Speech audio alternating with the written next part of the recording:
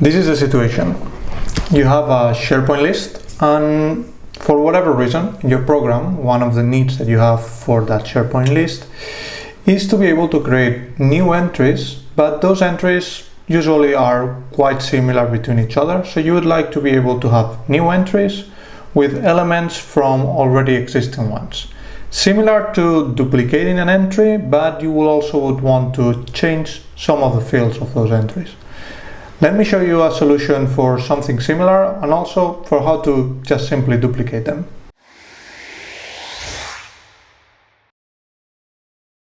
I've gotten this request several times, and it's basically whenever you have a list in SharePoint, if there is a way to duplicate values of that list, so from a selected item create a new one that it's exactly the same one, or even going further, if you could create one new entry based on an already existing entry. So if you could pick one and then just change the two things that you want to change and submit it with the rest still the same as it was before.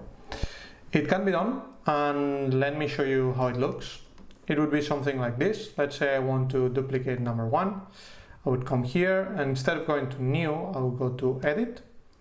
We would have to create a custom form. This is created in Power Apps, but it's coming everything from SharePoint. You don't need any special license. And here we'll have two options. One of them is to create the changes as you want, and the other one is to submit new. The submit new can work both ways. Submit a new one exactly as it is, a duplication, or submit a new one with the changes. In this case, let me show you. If we submit new, that's it, submitted, nothing else. But I can also modify the existing one. Let's say the budget is 150. And I'm going to submit a new one with the change. And then I'm going to provide again that change and submit the changes. Now we have two new entries and the previous one. They look exactly the same. You see that fields don't look the same because they were not on the form. So we will need to either add those on the form, or if we don't want to keep them on the form, because with those, those fields might be automatically populated, we can remove them from the form and they will not be there. And you'll see that we have, from the first entry that we had, now we have the budget added. Then we have a new entry that doesn't have the budget, but the rest looks the same, and then a new entry that also has the budget. There you have it. Now, let me show you how to do this, and the first step is to unselect, and you will go to Integrate, Power Apps, Customize Forms. This will allow you to customize the form that is used to populate that list. The first thing that you will do is modify the form, and it would look something like, it's basically this part here. Let me select it. It's basically this part here. It will not have these two buttons.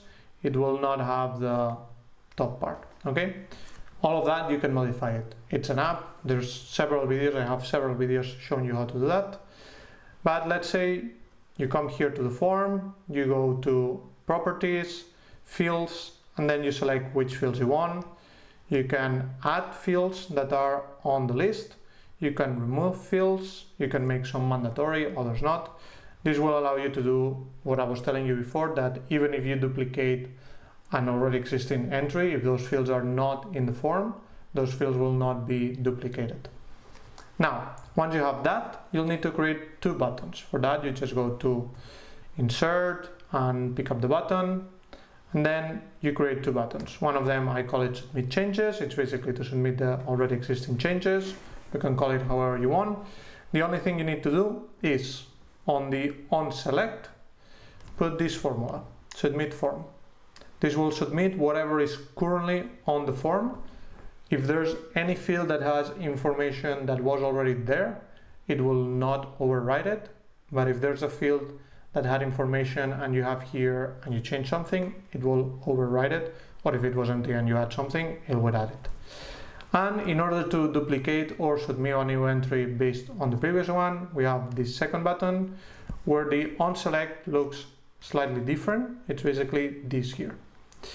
we need to patch to the list that we're basically creating the inputs for. Then we need to create these defaults for the same list. And the only other thing to add is this SharePoint form 1 that updates. This SharePoint form 1 might change, but usually it's always the same name because it is automatically created from Power Apps. Just with that, you click on save and then publish. You wait a little bit, it's not instant, it might take a minute, 30 seconds, and you will have it on your SharePoint list, that completely customized form.